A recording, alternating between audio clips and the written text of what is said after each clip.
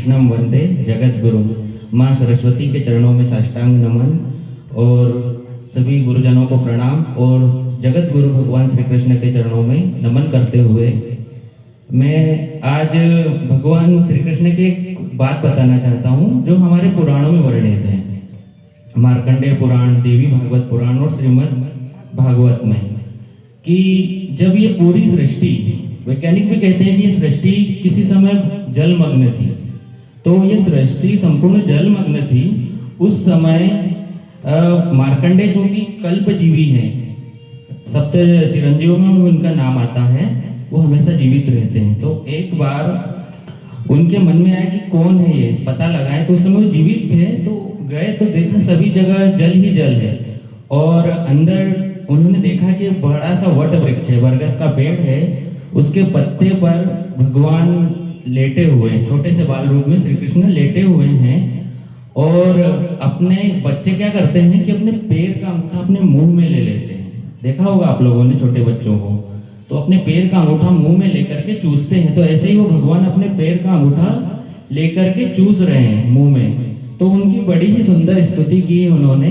तो जरा उस स्वरूप का ध्यान करो और आंखें बंद करके एक 4 लाइनें बोल रहा हूं मैं। करार विंदेन पादार विंदम मुखार विंदेन विनिवेशयन्तम वटस्य पत्रस्य पुटे शयानम बालम मुकुंदम मनसा स्मरामि, बालम मुकुंदम मनसा स्मरामि।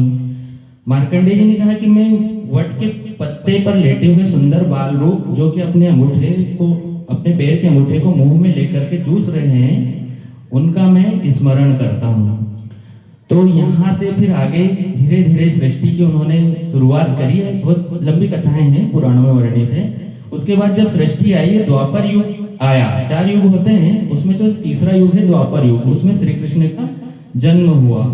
वहां से लेकर के उन्होंने, जैसे कि उन्होंने किसी ने तीर मारा उनके पैर में, वहां तक के बीच में उन्होंने बहुत सारी बातें बताई हैं। उनके जीवन पूरा शिक्षाओं से भरा हुआ है।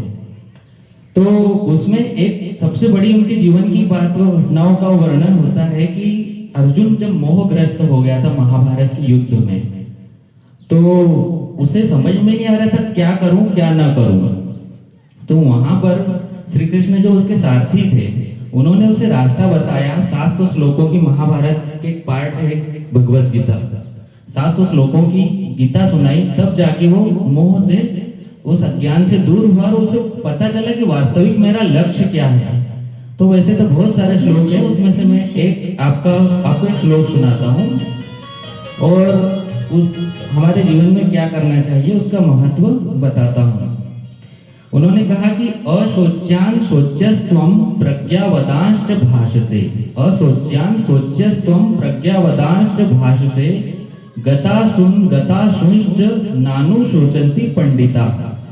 यानी अर्जुन को कहते हैं कि तू बीती हुई बातों के लिए शोक कर रहा है, दुख मना रहा है और आने वाले भविष्य के लिए चिंताएं कर रहा है कि मैं कैसे करूं, इसको कैसे प्राप्त करूंगा। लेकिन तू बीते हुए का और आने वाले भविष्य का, दोनों का शोक मत मना, दुख मत मना।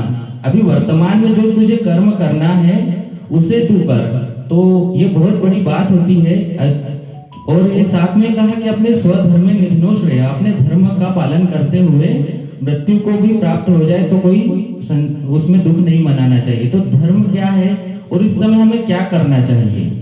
जैसे आज हम विद्यार्थी, हम लोग शिक्षक हैं, तो हमें क्या करना चाहिए, अपने सारे द्वंद्वों को भुला करके बच्चों को कैसे शिक्षा दी जाए, इस बात के लिए चिंतन मनन करना चाहिए। और आप विद्यार्थी हो तो आपका धर्म क्या है, आपको सब कुछ व्यर्थ की बातों को छोड़ करके, व्यर्थ की जो फालतू की जो चीजें उनको छोड़ करके ज्ञान को ग्रहण करने के लिए प्रयास करना चाहिए।